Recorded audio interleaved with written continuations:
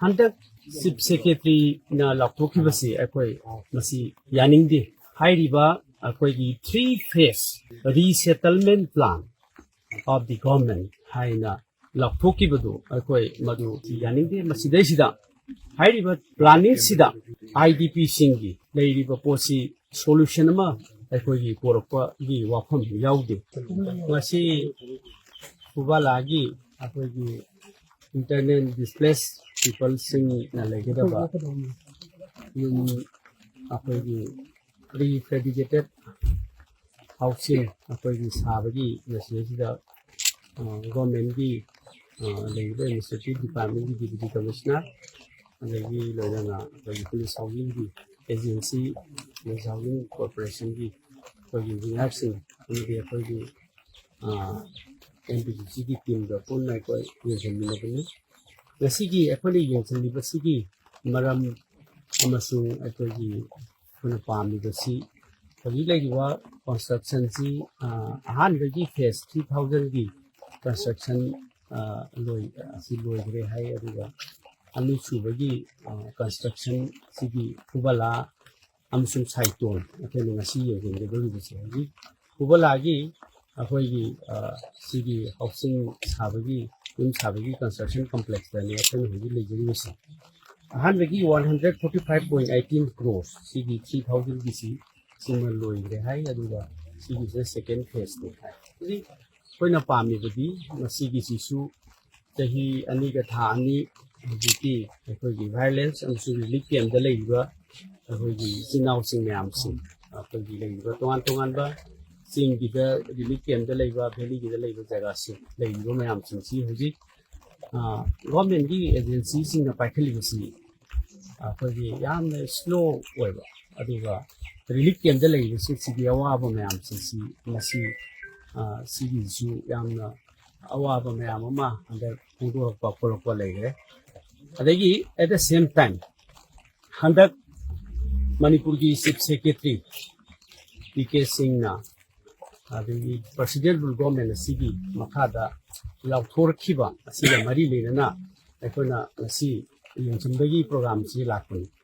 laiba wafamdi aikoina pami badi Congress party na masu myamgi laiba internet displaced persons singi makoi ki voice makoi ki apamba myam singi khangakanda Hunter Chief Secretary na Laptoki Basi Masi Yanindi Hairiba three phase resettlement plan of the government Haina Laptoki Badu Madu Yanindi Masidesida Hairiba planning Sida IDP Singi Lady Posi solution ma porokpa gi wafam yaudi Hairiba Masigi Laptoiba Sida phase ahum thokna adi first phase ta July dagi sida moi hanjalhanba ani suba second phase sina October then ahum suba third phase sina December bhokki manungda haiba singsi hanjalhanba hairise magi mayumda hanjalhanba gi wafam nateba aduna aikoina hojik reject tawjari aikoina yaningdribadi basigi announcement sida yaningdribadi masida yamna clear oiba tasengba amadi akhoi concrete road map ama hairiba IDP singsigi makoina masagi original yum singa makoigi masagi hana leiriba lamching sida community khudimaki madugi plan si clear oide adi phase ahum thongna hanjalani di hai but maduda akhoi ayabagai na anak jaga singduna asaigi hanjalhangiba aduga yadaba singduna relief camp da asi leiba singche relief camp tu akhoi prefabricated house da kongjalanba haibeneba diki announcements aduna masina hena akhoi IDP singda clear oiba picture ama government gi sahi aniga thani suraba 796 days ngasi bawda masi suroba wasida clear picture ama lenga kasine piba ngamdabase akhoi yamna ngak eb central government amasung state government presidential government asina ngasi bawta clear picture ama IDP singi piba ngamdabase masi government da akhoi masi nuaiteba ꯂꯥꯎꯊꯣꯏꯕ ꯑꯦꯅꯥꯎꯟꯁꯃꯦꯟꯁꯤꯡꯁꯤꯁꯨ ꯃꯁꯤ ꯑꯩꯈꯣꯏꯒꯤ relief camp two ꯑꯩꯈꯣꯏꯒꯤ ꯐꯦꯕ꯭ꯔꯤꯀꯦꯇꯦꯗ ꯍꯥꯎꯁꯇ ꯂꯩꯌꯨ ꯍꯥꯏꯕꯒꯤ ꯄ꯭ꯂꯥꯟꯅꯤꯅ ꯍꯥꯏꯌꯦꯕ ꯑꯗꯨꯅ